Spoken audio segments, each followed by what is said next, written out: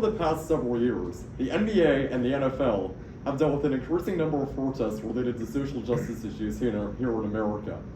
Some people, particularly those on the left, believe that these protests are a great way to promote social issues that people might otherwise turn a blind eye to.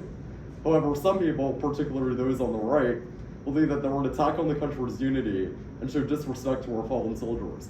However, both of these arguments are incomplete at best, and we must first deeply analyze why each league has taken the response it has in relation to these protests. So historically, sports have been a very unifying commonplace throughout the country. You can get together with your friends, you can go out, you can enjoy a nice friendly rivalry, and you can just have a lot of fun doing it.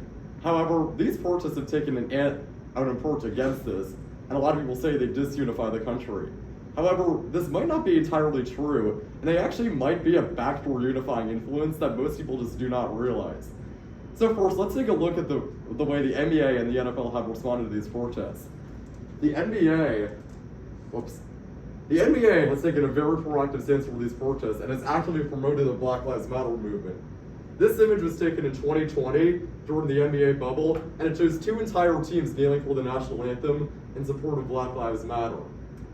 Meanwhile, in the NFL, players are generally actively encouraged to remain in the locker room during the national anthem if they want to protest it, instead of making a scene in front of the fans. Now, why is this the case? There's two reasons behind it. First, any successful protest has to have a good amount of ethos behind it. In the NBA, the top players such as LeBron James and Giannis Antetokounmpo are very proactive for Black Lives Matter, so therefore the whole NBA feels like they can support it based on the fact that the top players do, as ethos has already been established.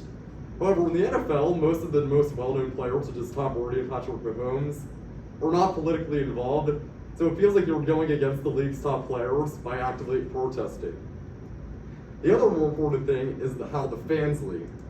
So these two charts illustrate the surge interest for the NBA and the NFL versus the percent vote for Trump by media market. As you can see, the NBA has a clear negative correlation, aka the more left-leaning a media market is, the more interested they are in the NBA. While the NFL basically has zero correlation between the two. So therefore, the argument could also be made that these protests are a strategic way to push these agendas while still trying to attain the unifying movement in sports. The left-leaning NBA may be able to be more proactive with these protests, as their fan base to begin with already leans leftward, so it promotes unity among their fans.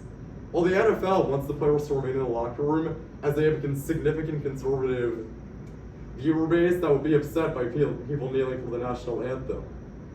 It makes sense that everyone would want to go against police brutality. It's obviously not an issue that has any place in the country.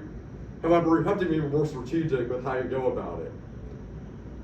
Also relating to the NBA and why they may be more allowing of these protests is how much of a role model the NBA players are to young African American children. Several current players in the league cite former African American players such as Kareem Abdul-Jabbar and Kobe Bryant as their role models throughout their childhood. And it goes without saying that LeBron James is perhaps the greatest role model this country has ever seen.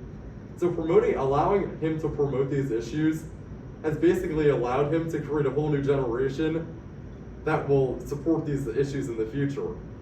Meanwhile, in the NFL, there isn't really a good unifying role model, as most people who play football, the role model is going to be someone who plays their position.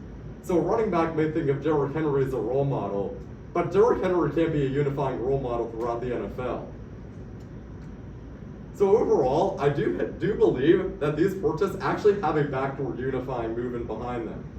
While it seems like on the surface they create disunity by trying to divide people against each other, whether we support Black Lives Matter or you don't support Black Lives Matter, in reality, the leagues try to take a proactive approach to get people to support the movements which should be supported, while also not trying to upset the fans and taking a gradual approach into it, eventually creating a much needed social change in this country, while not attacking the unifying influence behind sports and just alienating the people who do not agree with the movement to begin with. Thank you.